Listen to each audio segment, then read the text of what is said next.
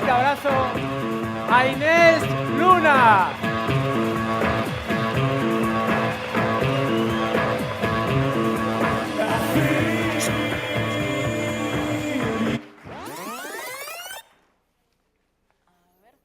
Hola, ¿me escucháis? Vale.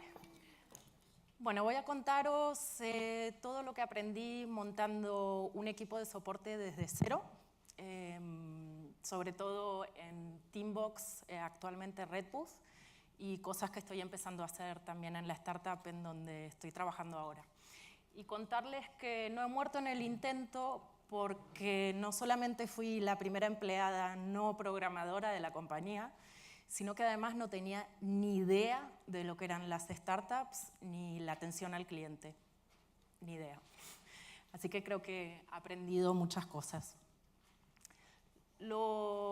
Dividí la charla un poco en lo que para mí son 3 fases para describir un poco la función de Customer Service en función del crecimiento de la compañía. Como empezamos de cero, claro, no fue lo mismo al principio con la base de clientes que teníamos unos pocos cientos de clientes, que al final cuando ya gestionábamos a 3.000, 4.000 clientes de pago. Entonces, la primera fase para mí es como la etapa del enamoramiento, es donde estableces una relación con tus clientes y una relación que a mi criterio tiene que ser auténtica. Y claro, tú no eres la única persona que habla con tus usuarios. De pronto tienes un equipo de ventas que habla con usuarios, el equipo de marketing está hablando con el mercado, pero tú eres realmente la única persona que se está preocupando por ayudar a los usuarios. El de ventas le va a tratar de vender lo que quiera, marketing va a intentar disfrazar un poco el producto para vender la moto, y al fin y al cabo, si no eres tú el que te conviertes en la voz del usuario y no lo defiendes a capa y espada, claro, corres el riesgo de que soporte y atención al cliente sea algo que se hace así un poco de segundas, digamos, ¿no? Y esto genera muchos problemas. En Teambox, por ejemplo, no hacíamos algo que hago en Hitch, la compañía donde trabajo ahora, que es que hacemos stand-ups semanales donde religiosamente comparto el feedback de los clientes. Y esto es bastante interesante, primero porque instala una cultura en la organización donde realmente estamos centrados hacia nuestros clientes. 2, porque me ayuda a mí y también al equipo de producto y de desarrollo a identificar cuáles son los puntos de fricción de los usuarios con tu producto. Pero también más interesante, muchas veces en soporte descubres casos de uso que nadie conocía en la compañía. Y de pronto te encuentras con que tus usuarios están usando tu producto de una manera totalmente diferente a lo que te imaginabas. Entonces, es ir un poquito más allá de la atención al cliente y realmente ser la voz cantante de qué es lo que les pasa a tus clientes, por qué han venido a tu producto y cuáles son los problemas que tienen con él. Y, claro, en esto, lo que tú haces con ese feedback que recibes de tus clientes es todo y es determinante, porque no es solamente escuchar a tus usuarios y ser empático y ponerles una palmada por la espalda. También es, con todo ese feedback que te dan, cómo lo sistematizas y cómo lo vuelcas adentro de la organización, para que realmente puedas influir en el producto e influir en el roadmap de manera tal que construyas un producto que realmente resuelve los problemas de tu cliente. Entonces, una cosa que sí teníamos en Teambox casi desde el principio y que fue interesante y lo estoy implementando ahora en Hitch, es muy desde el comienzo tener un espacio donde los clientes puedan compartir su feedback. Puedan votar por funcionalidades, puedan empezar a comunicarse contigo sobre las funcionalidades que quieren y por qué las quieren, pero incluso también esto empieza a dar un sentido de comunidad en tu base de usuarios, donde ellos mismos se van ayudando unos a otros. Otra cosa que no he hecho en su momento, pero que para mí es muy interesante, claro, cuando eres una startup muy early stage, va a venir el fundador, va a venir el product manager y te va a contar un montón de cosas sobre la gran visión de producto que tienen y por qué ese producto va a resolver un montón de problemas para tus clientes. Y yo lo que sugiero aquí es no creer nada e ir a hablar con los usuarios directamente y escucharlo de primera mano, porque ¿cómo voy a poder dar soporte a mis usuarios si no conozco realmente cuáles son sus problemas, ¿no? Y de qué manera están usando mi producto? Entonces, una cosa que estoy haciendo ahora y que la verdad que es gratis casi de hacer y lleva cero esfuerzo, es que cada vez que un usuario se hace una cuenta en Hitch, les envío una encuesta muy sencillita donde pregunto quiénes son, cuál es el problema que están buscando resolver y si tienen algún tipo de feedback o alguna idea que quieren proponer o funcionalidades que no están. Y claro, hecho, aunque sea así un poco de manera sencillita, te va dando una idea de qué es lo que quieren tus clientes. Y claro, después lo que toca es sistematizarlo. Incluso más, cuando identifico usuarios que tienen casos de uso interesantes, los llamo, hablo 20 minutos con ellos, les hago un cuestionario y es muy interesante. Y esto es algo que cuando empecé a montar atención al cliente no hacía. Entonces, ¿qué pasaba? Al final sigues un poco despegado de las necesidades de tu cliente y lo único que haces es dar un soporte que al final es reactivo. Te mandan un email, tienen un problema, se lo resuelves. Pero en realidad no entiendes del todo quién es la persona que te está hablando y cuáles son los problemas que tiene. Y entonces, claro, en esto, ¿qué pasa? Que a veces en las startups pecamos de estar muy enamorados de nuestro producto, nuestra visión, vamos a cambiar el mundo, lo que dijo Javi. Y por otro lado están los clientes. Entonces, claro, estás tú todo el día hablando con clientes que te cuentan un montón de cosas y por otro lado está el equipo de producto que tiene esta gran visión de lo que va a ser el producto, el equipo de tecnología también súper centrado en implementarlo. Entonces, otra clave para mí es la relación con producto, que es una relación compleja y que a medida que la compañía va creciendo, bueno, va pasando por diferentes fases. Y digo que os amaréis y os cabrearéis a saco porque, claro, por un lado, tú eres una fuente de información increíble para producto y, claro, ayudas a tomar decisiones de producto mucho más informadas en base a lo que tus usuarios están haciendo y lo que están pidiendo, pero a veces, claro, pueden pasar dos cosas.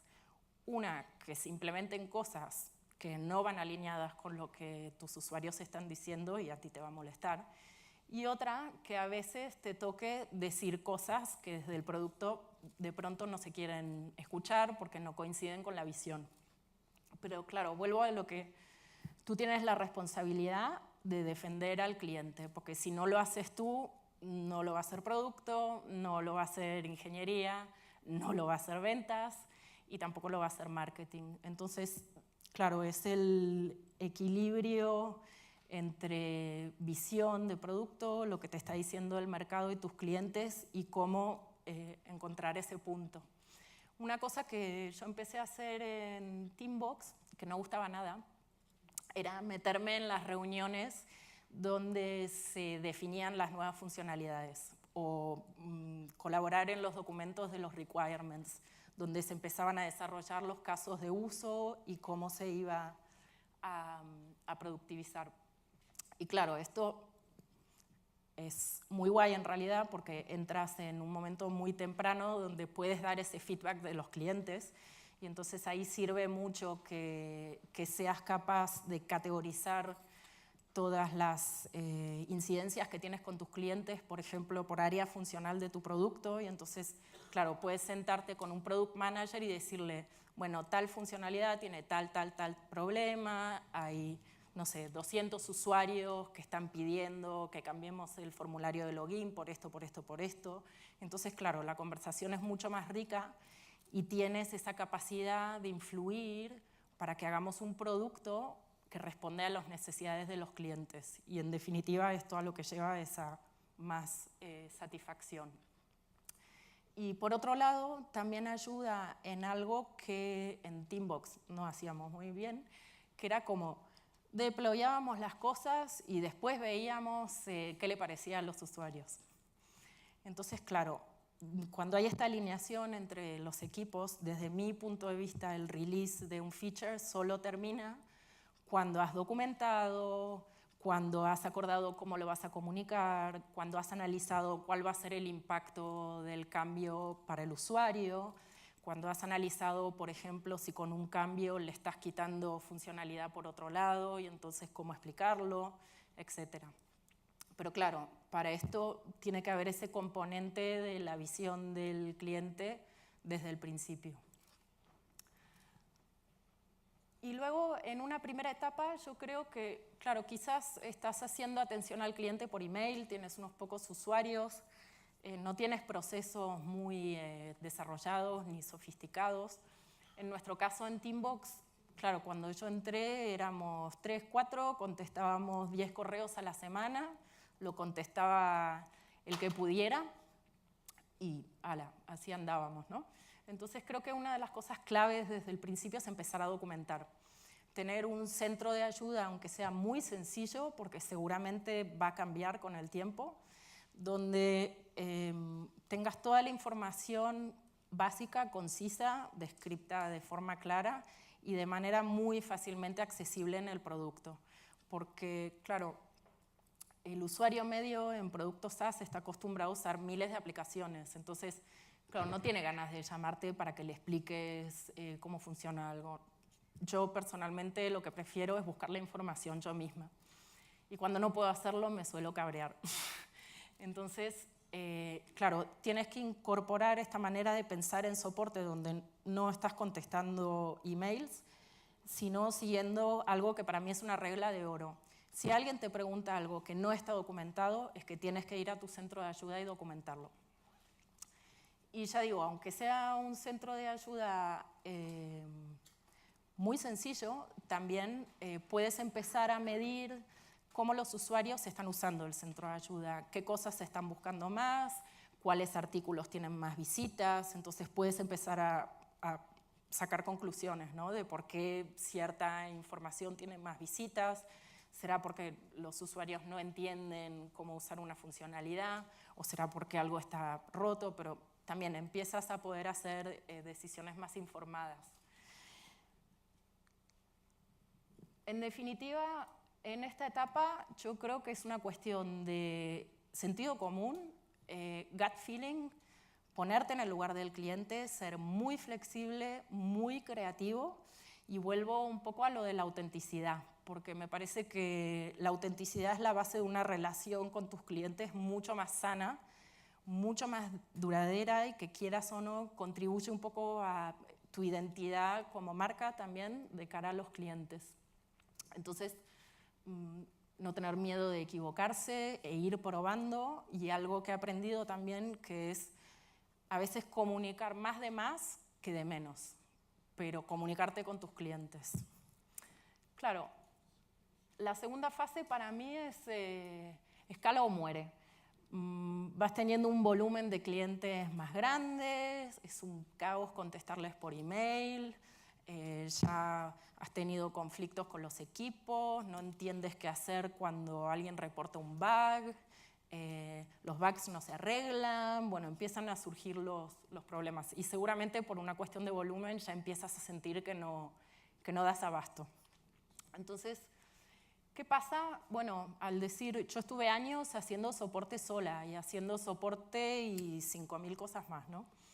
Entonces, lo que yo he aprendido al armar un equipo de soporte es que en esta fase suelo buscar personas que no necesariamente tengan experiencia en soporte, sino que sean grandes comunicadores, que tengan mucha capacidad empática con los clientes, capacidad de poder escuchar, de expresarse, de ponerse en el lugar de los clientes, pero que también tengan huevos grandes para tomar decisiones, porque, claro, muchas veces va a haber que decirle que no a los clientes y muchas veces va a haber que ir a pelear para que se arreglen los bugs, ir a pelearse con producto, pelearse con ventas porque ventas le mentió al cliente y un montón de cosas. Entonces, claro, el primer tío que contraté yo era un chico que vivía en Lisboa y era redactor de publicidad, y lo conocí porque me hizo unas traducciones y pensé, le digo, oye, ¿no quieres venirte a Barcelona y trabajar en soporte conmigo, que yo te explico todo? Y a los 2 días estaba en Barcelona. Entonces, claro, este tipo de actitud a mí me gustó. La otra cara de esto fue cuando dijimos, hay que contratar a alguien que tenga mucha experiencia en call centers. Y nos vino un tío que tenía todas las credenciales perfectas, pero que no podía contestar una pregunta sin mirar un manual. Entonces, claro, ahí lo que aprendí es que tienes que formar un equipo fuerte y solidario. Y entonces, no solamente contratar personas que estén alineadas con la cultura de la organización y más startup y demás, sino que estén alineadas con el resto del equipo, para que puedas tener un equipo muy unido, porque atención al cliente puede ser muy ingrato. Entonces, algunas de las cosas que hice fue hacer participar al equipo en el proceso de contratación de personas, no ser yo la que elige y contrata a una persona y luego el resto se la tiene que fumar. Y luego que el equipo mismo empiece, por ejemplo, a crear documentos de onboarding para ayudar a nuevos miembros del equipo. Y también lo que hacíamos es, cada vez que había una persona nueva, ponerle un mentor dentro del equipo para ayudar a que aprendan entre ellos. Y claro, aquí estás en este punto que estás desbordado, haces atención al cliente por email, tienes ya un montón de clientes, has cabreado a más de uno y no sabes qué hacer cuando se cabrea un cliente, parece que se cae el mundo. Y entonces, claro, tienes que empezar a segmentar a tus usuarios. En el caso de Teambox empezamos siendo un producto freemium y, claro, de los cientos de miles de usuarios que teníamos, la mayoría no pagaban. Entonces, claro, ahí tú tienes que empezar a tomar decisiones. No es lo mismo el soporte que le vas a dar a una persona que no paga, que una persona que paga un poquito, que una persona que paga mucho. Entonces, claro, empezar a segmentar y empezar a entender cuán rápido le puedes contestar a la gente, cuán rápido puedes resolver sus incidencias, cuál es el canal más adecuado para cada segmento. No es lo mismo una gran corporación que tiene tu producto instalado on-premise que 2 programadores que trabajan en su casa y usan tu producto para colaborar entre ellos y pagan $10 al mes. Entonces, ahí es donde, claro, te tienes que plantear empezar a usar una herramienta de Customer Service profesional, que en mi caso la que más he usado es Zendesk, que es para mí la más robusta, pero a la vez más flexible y más agradable de usar que hay. Y tienes que empezar a trabajar en tus procesos. Una cosa que hace muchísima diferencia es las automatizaciones. Automatizaciones en workflows de tus tickets, respuestas automatizadas. O sea, esto empiezas a ver que ganas un montón de tiempo y puedes ser mucho más eficiente en lo que haces. Y, claro, también tienes que empezar a coordinarte un poco más con el resto de los equipos. En nuestro caso, uno de los grandes procesos que hemos tenido que establecer es para las incidencias técnicas o los bugs. Y entonces hemos tenido que trabajar con QA, desarrollo y producto en cómo definir que algo es una incidencia versus que el cliente no está entendiendo cómo usar tu producto, cómo reproducir esa incidencia, acordar entre todos cuál es el criterio para asignar una prioridad, quién es el responsable de poner esa prioridad, si esa prioridad puede variar en función del volumen de tickets que tengas y demás. Si no hay un acuerdo, digamos, cross-funcional, claro, es un proceso que es bastante doloroso. Y luego, por supuesto, procesos con ventas, procesos con el equipo de facturación, si es un equipo separado, y como ya dije, también la relación con producto, que es súper importante. Entonces, claro, implementas procesos, estás profesionalizando, usando una herramienta específica para atención al cliente, tienes que empezar a medir lo que estás haciendo. Y aquí se pueden medir miles de cosas y con herramientas como Zendesk te puedes volver loco y crear reporting de lo que se te ocurra. Mi recomendación es empezar con cosas sencillas y básicas, como cuánto estás tardando en atender a tus clientes. En Teambox descubrimos que nos molaba mucho más atender a los usuarios gratis, que preguntaban chorradas. Entonces, claro, les contestábamos mucho más rápido a los que no pagaban que a los que pagaban. Entonces, claro, empezar a ver esto ha hecho que tuviéramos que reorganizar un poco nuestros workflows para realmente poner la prioridad en los clientes que más valor te aportan. Luego, por supuesto, el tiempo de resolución, que es otra historia, porque depende de esto, de si hay incidencias que hay que escalar, cuál es el proceso para escalarlas, cuál es el proceso del otro equipo, con cuánta periodicidad haces releases, cada cuánto se arreglan los bugs, cuál es digamos, la proporción entre trabajar en roadmap y trabajar en hacer la plataforma más estable y arreglar bugs. Bueno, son todas preguntas que dependen también no solamente de ti, entonces es una métrica más complicada. Pero lo otro es cómo empiezas a saber si tus usuarios están contentos. Y ahí lo que yo he implementado son dos tipos de métricas. Una que es más transaccional, que es en base a las interacciones con el equipo de soporte, y seguramente muchos de vosotros lo habéis visto. Mandas un email, te contestan, te resuelven la incidencia y luego recibes una encuestita que te pregunta si estás satisfecho o no. Entonces lo que descubrimos es que vivíamos estresados con los tickets, pero en realidad teníamos un 95% de satisfacción. Es decir, que los usuarios estaban bastante contentos con lo que hacíamos en soporte. Pero lo interesante fue cuando implementamos NPS, que es el Net Promoter Score, que es una métrica no de soporte, sino mucho más amplia, que se usa en marketing, se usa en producto y también se usa en soporte, que consiste en una pregunta muy simple, que es ¿cuán probable sería que recomiendes este producto a un compañero de trabajo o a un amigo? Y la gente puede votar de 0 a 10. 0, muy improbable, 10, muy probable. Entonces, según esta métrica, todos los usuarios que votan de 9 para arriba son promotores de tu producto y de tu marca, es decir, tienen un sentimiento positivo hacia tu producto. De 7 a 9 son pasivos y de 7 a 0 son detractores.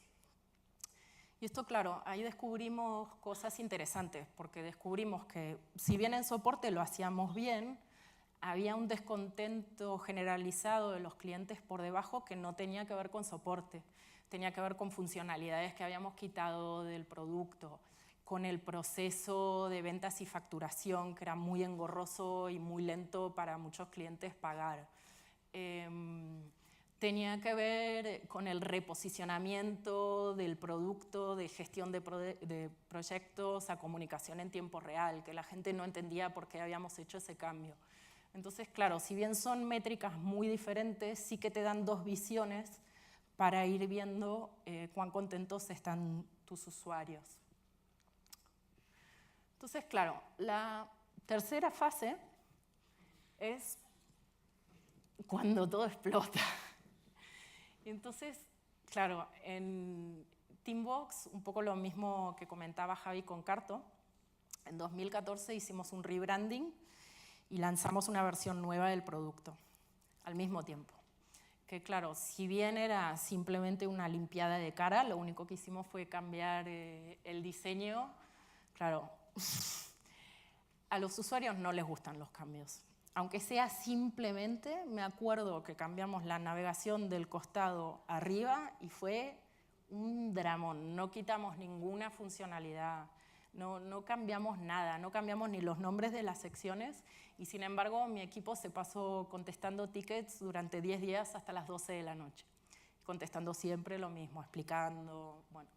Entonces, ¿qué haces cuando de repente tus clientes no están tan contentos, ¿no? Y les has introducido una cantidad de cambios, incluido el cambio de pricing?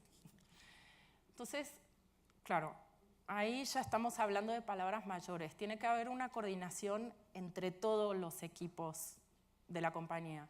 Desde ya, entre los equipos que son customer facing, que interactúan con los clientes, desde ventas, desde el messaging en marketing, soporte, customer success, o sea, entender el porqué de los cambios, poder justificarlo, estar preparados para las objeciones de los clientes que muchas veces se van a quejar por deporte, porque no les gusta y no les gusta, y no importa lo que les digas, no les va a seguir gustando. Y claro, es algo muy subjetivo, entonces para mí es muy importante, primero, estar dispuesto a escuchar eso, y segundo, estar realmente coordinados para que el mensaje sea el mismo en todos estos aspectos. Y claro, nuevamente, tú eres la puerta de entrada de tus clientes, digamos, recibes un montón de feedback, y sí que es clave que lo compartas con todos los equipos y que los equipos estén preparados de pronto para escuchar cosas que pueden gustar o no gustar. Puede pasar que o has hecho un producto que no sirve, o que no sepas comunicarte con el mercado, o que realmente no estés escuchando a tus clientes, ¿no? Entonces, a veces lo que toca, de nuevo con tu responsabilidad de ser la cara y la voz de tus clientes y la persona que tiene que defender a capa y espada a los clientes, a veces toca, bueno, decir cosas que no gustan, y en la medida que haya mayor alineación en todo el equipo, será más fácil pivotar o no pivotar o tomar decisiones duras. Por ejemplo, con el cambio de pricing que hicimos, claro, hubo que tomar decisiones sobre si hacíamos grandfathering de los planes de hace 5 años de tíos que pagaban $6 por mes, si sí o si no, y si es no, entonces, ¿cuál es el plan de comunicación? Y aquí, una cosa importante que no dije recién es comunicar antes, a tiempo, y la transparencia para mí. Que claro, desde marketing se va a maquillar la cosa, desde producto se va a maquillar la cosa, desde soporte, para mí un valor muy importante es la transparencia. Y si un usuario te está diciendo que tu producto es una mierda, o que no lo puede usar, o que no responde a su necesidad, quizás sea cierto. Entonces, toca compartirlo. También, claro, en este momento te toca seguramente volver a invertir en tus procesos y tus automatizaciones, empezar a mirar, por ejemplo, el tema de la carga de trabajo por agente de soporte. Te puede pasar que haya una persona que esté siendo mucho más efectiva que otra, o te puede estar pasando que a determinadas horas del día de pronto haya culos de botella. En nuestro caso era la tarde hora española, que era la hora en que, bueno, en California se empiezan a despertar, o sea que 5 de la tarde por ahí empezábamos a tener un spike de tickets. Y claro, cuando tienes clientes cabreados o que no entienden los cambios que están haciendo, sueles tener un volumen de tickets mucho más grandes. Y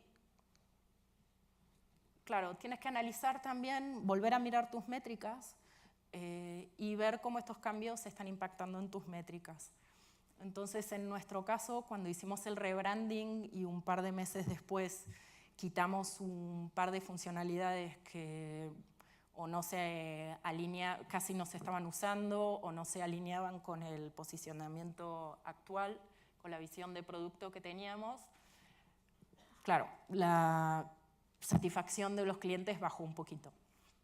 Entonces, nuevamente ahí tienes que estar dispuesto y preparado para responder a esto y para ver cómo vas a compensar a los clientes que o han perdido funcionalidad, o que no están beneficiados por tu pricing, o que van a tener que pagar 3 veces más. Y esto es algo que, bueno, que tienes que estar dispuesta a hacer, y que también requiere que colabores con otros grupos. En definitiva, para mí el equipo de soporte son unos guerreros, ¿no? Estás en la trinchera, tienes a los clientes por un lado, tienes todos los equipos por detrás. Es un equilibrio muy difícil entre lo que piden tus clientes, que muchas veces tiene sentido y otras muchas no. Mantener tu visión de producto, porque al fin y al cabo no quieres terminar siendo una consultoría que lo que se dedica es a hacer customizaciones para clientes con casos de uso que que son edge cases o cosas que pasa. De repente un cliente te dice una cosa y entonces hacemos todo lo que dicen los clientes. Y quiero decir que, bueno, soporte técnico puede ser una función ingrata porque muchas veces es el hijo bastardo de otros equipos y además tienes a los clientes que te piden cosas y que se cabrean y que no entienden y que todo esto. Entonces, para mí, lo que he intentado no solamente es premiar el equipo y hacernos masajes de puta madre, sino también, yo creo que esto se aplica para todos los equipos en una startup, seguro para los desarrolladores, pero para soporte también. Es darle la posibilidad al equipo que realmente entienda la visión de la compañía, entienda el producto no solo desde un sentido técnico, sino cuál es la experiencia del usuario, entienda el producto desde el business, o sea, qué es lo que estamos tratando de lograr como producto, y además entienda los objetivos de los otros equipos con los que interactúa, que muchas veces no son los mismos que los tuyos. Esto por un lado. Por otro lado, darles la posibilidad a los agentes de soporte que tengan side projects. Una cosa que he intentado es que la gente no tenga que contestar tickets todo el día, porque es que te quemas. Estás contestando cientos de miles todo el día y muchas veces las mismas cosas. Y entonces, darle la posibilidad que cada uno se especialice en diferentes cosas. Entonces, uno, por ejemplo, era el que hablaba más con producto, otro se fue especializando más en contenido y en desarrollar el Help Center, el Google Analytics del Help Center y este tipo de cosas. Otra persona más enfocada al tema de reporting. Y entonces, bueno, se va equilibrando y también la gente tiene una sensación de que va teniendo un crecimiento y va aprendiendo. Y por último, bueno, darle visibilidad a soporte dentro de la compañía. Esto es un hecho, a los programadores les encanta saber que lo que programan ayuda a los clientes, les encanta escuchar cuando hay un feedback positivo, es muy útil cuando no hay un feedback negativo, así que eso, creo que es muy importante que esta información circule, que nos acostumbremos a escuchar a los clientes no solo desde soporte, sino como compañía, y bueno, ahí estamos peleándola. Así que nada, muchas gracias. He comprimido todo lo que dije. Hay mucho para decir.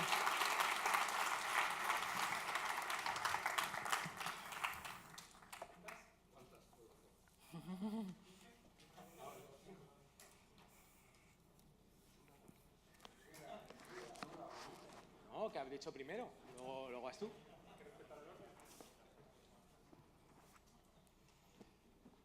Buenas, soy Pablo, muy buena la charla. Hola.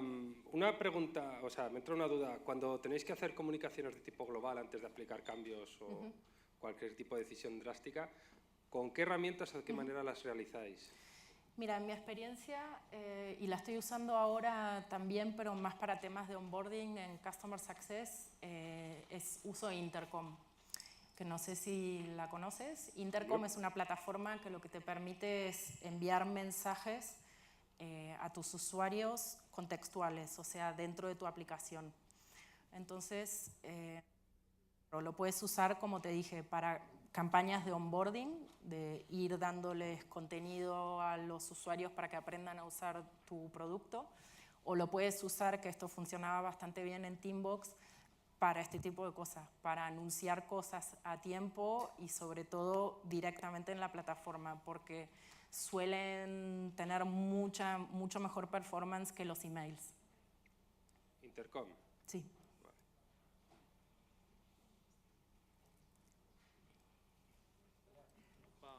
Hola, buenas. Perdón si no vocalizo, es cosa del Alvariño. Me interesa especialmente... Hostia, qué eco tiene esto, tío. Es el Alvariño. Me interesa especialmente la parte del Support Driven Development, que me acabo de inventar, pero suena genial, que es ¿hasta qué punto en tu experiencia realmente el feedback de usuarios tenía impacto en el diseño de roadmap y la visión y demás?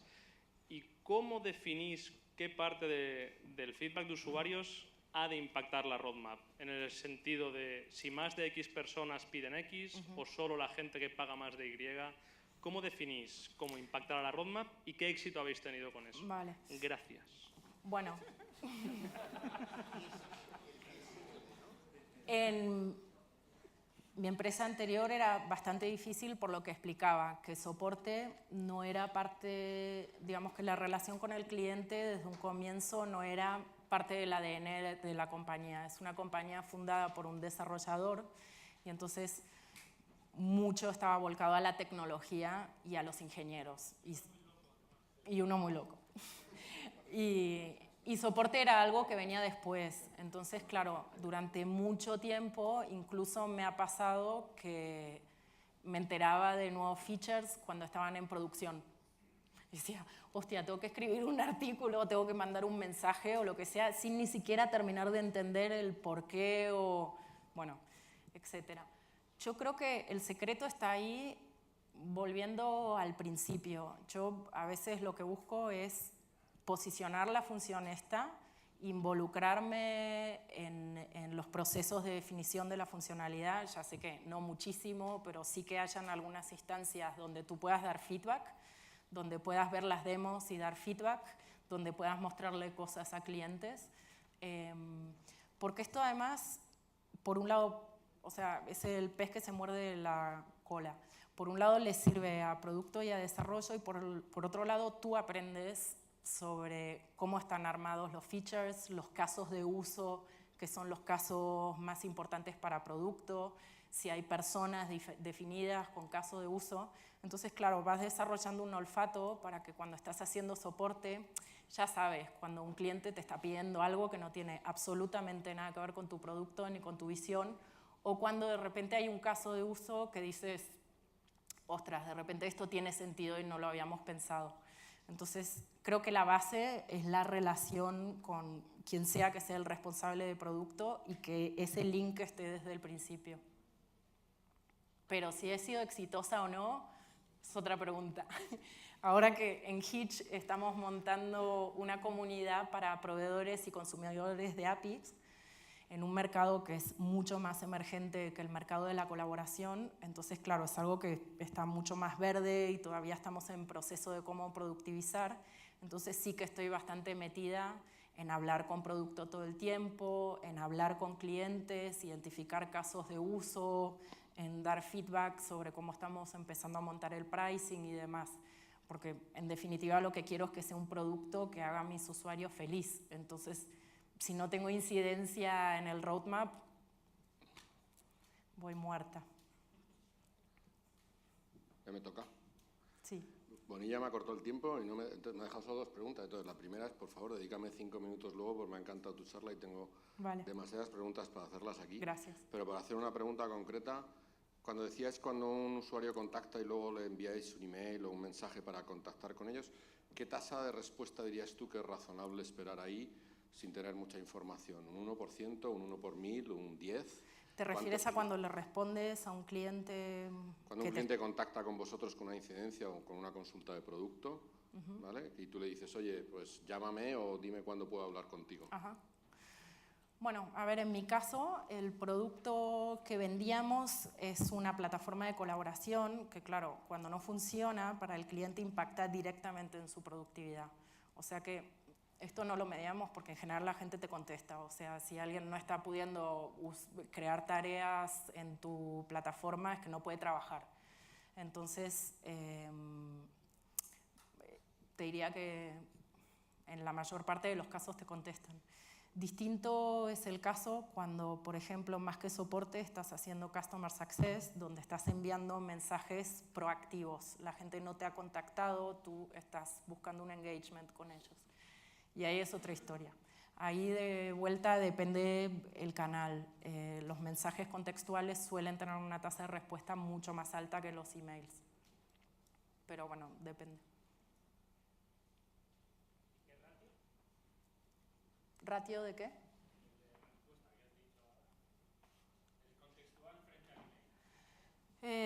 Depende del tipo de email y depende del mensaje contextual, pero últimamente estoy enviando mensajes para usuarios de Hitch y el ratio de respuesta es más o menos, bueno, por ejemplo, un mensaje contextual de bienvenida tiene casi un 50% de apertura del mensaje, o sea que lo ven, y alrededor de un 10-12% de respuesta. Ahí, bueno, es que es esto, hay que salir out of the box, como se dice en inglés, y tienes que empezar a aplicar cosas de comunicación y de marketing. Si en un email que le mandas a un cliente le pones 8 links, claro. Muchas gracias.